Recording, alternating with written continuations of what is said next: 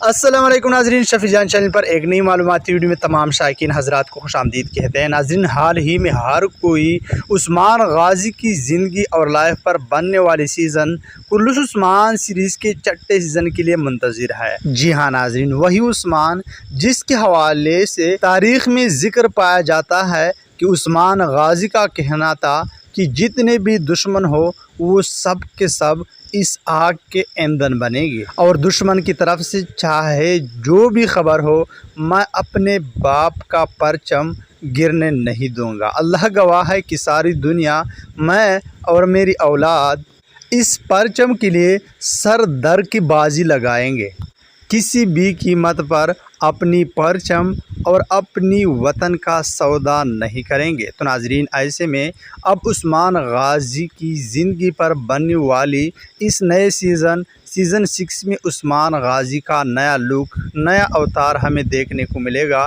جو کہ دشمن کے ساتھ انتہائی بہترین انداز میں ٹکراتے ہوئے نظر آئیں گے۔ تو ناظرین، آپ لوگ عثمان غازی یعنی کلث عثمان سیریز کے اس چھٹے سیزن کے لیے ایکسائٹڈ ہے کہ نہیں؟ کمنٹ باکس میں ضرور بتاتے چلیں، اور اب میں اجازت چاہتا ہوں، ملتے ہیں ایک نئی معلوماتی ویڈیو کے ساتھ، تب تک خدا حافظ۔